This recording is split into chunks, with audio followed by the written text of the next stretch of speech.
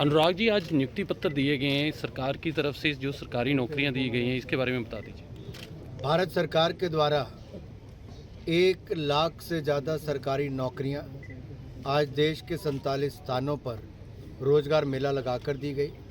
प्रधानमंत्री नरेंद्र मोदी जी ने जो वायदा किया था वो पूरा किया। 10 लाख से ज़्यादा सरकारी नौकरियां 1 वर्ष में देने का भी, और इसके साथ साथ बहुत सारे रोजगार स्वरोजगार के अवसर भी खड़े किए। मुद्रा योजना के अंतर्गत 34 करोड़ ऋण अलग से दिए गए, यानी कि करोड़ों लोगों को अपने पांव पर खड़े होने का अवसर मिला। स्वनिधि योजना में 78 लाख से ज़्यादा रेडी पटरी फड़ी ऐसे छोटे छोटे काम करने वाले मेरे भाई बहनों को 78 लाख से ज़्यादा लोगों को ऋण दिए। इसी तरह से स्टार्टअप इंडिया में स्टार्टअप योजना चलाकर अब दुनिया का तीसरा सबसे बड़ा स्टार्टअप नेशन भारत खड़ा हुआ, 1 लाख से ज़्यादा स्टार्टअप्स के, जहां पर लाखों लोगों को रोजगार के अवसर मिल पाए। मैं अपनी ओर से 1 लाख से ज़्यादा सरकारी नौकरी पाने वाले सभी युवाओं को बहुत बहुत बधाई, शुभकामनाएं देता हूं। मोदी जी का आभार प्रकट करता हूं। कतर से जो 8-9 सैनिक थे पूर्व, उनको मौत की सज़ा माफ़ कर दी गई है, साथ की वतन वापसी भी हुई है। एक कूटनीति जो भारत की दोबारा कामयाब हुई है, इस पर क्या कहना है? देखिए, सबसे पहले तो मैं कहूँगा प्रधानमंत्री मोदी जी का बहुत बहुत आभार। मोदी है तो मुमकिन है। आज से 45 दिन पहले इनकी फांसी की सज़ा को उम्र कैद में बदल दिया गया था, और अब भारत के नौसैनिक अधिकारियों को उनको वापस यहाँ पर लाकर एक दिखाया है कि हर एक जान की कीमत, हर भारतीय की जान की कीमत है। ये मोदी सरकार है। तभी तो ऑपरेशन गंगा में यूक्रेन से लगभग 27,000 भारतीय छात्र छात्राओं को सुरक्षित निकाला गया। दुनिया के किसी भी कोने में युद्ध हुआ हो या संकट आया हो, भारत के लोगों को सुरक्षित निकाल कर लाया गया। नेपाल में अर्थक्वेक हुआ, तब भी एक एक जान को बचाया गया। अफगानिस्तान में अगर तालिबान का कब्जा हुआ तो तब भी जहां एक और हज़ारों सिख परिवारों को निकाला गया, वहीं पर जो हमारे गुरु ग्रंथ साहब हैं उनको भी विशेष विमान से उनको लाने का काम किया।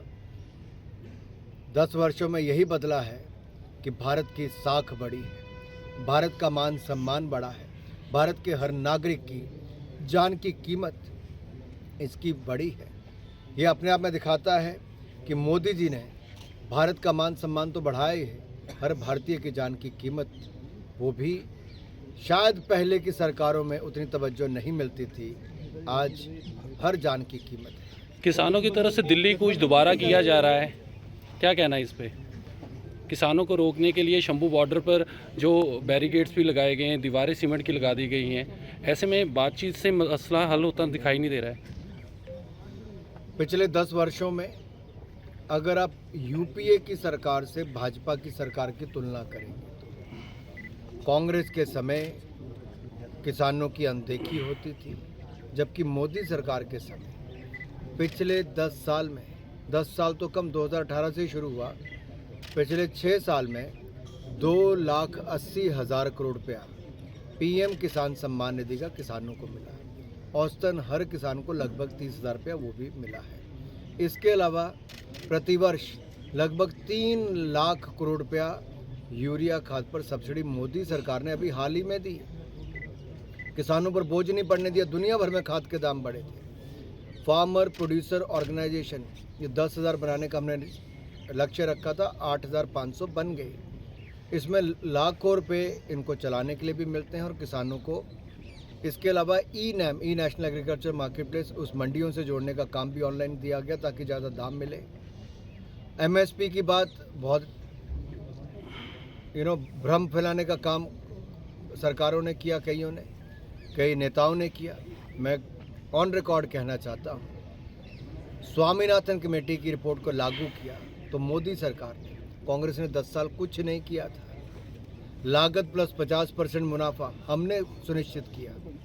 और अगर आप धान की कीमत भी देखेंगे या गेहूं की कीमत भी देखेंगे तो लागत से 70% ज़्यादा मोदी सरकार ने दिया।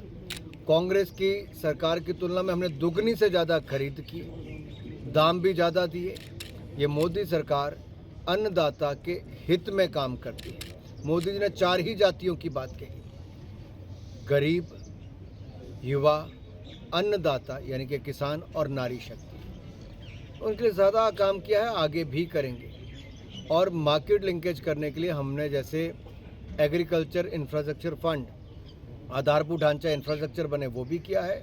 तो अब हमारे किसानों को मिलेट्स, दुनिया में किसी ने नहीं कहा, मोदी जी ने कहा मोटे अनाज के बारे में कि छोटे किसान के भी आय ज़्यादा हो, तो इंटरनेशनल ईयर ऑफ मिलेट भी भारत के अनुरोध पर ही मनाया गया है। गठबंधन को लेके क्या बातचीत चल रही है? कल भी पता चला कि बातचीत फेल हो गई है अकाली दल के साथ।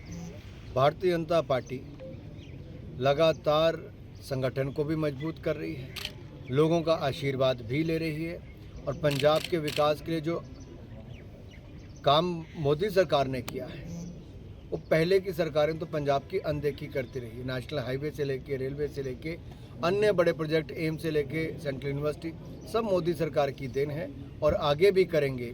और मैंने देखा है लगातार जनता का अगर रुख हो रहा है तो भारतीय जनता पार्टी की ओर, क्योंकि विकल्प कोई नज़र आता है तो भारतीय जनता पार्टी, उनका मन उठ गया पहले कांग्रेस से और अब आम आदमी पार्टी। भाजपा लड़ेगी क्या पंजाब में अकेले चुनाव?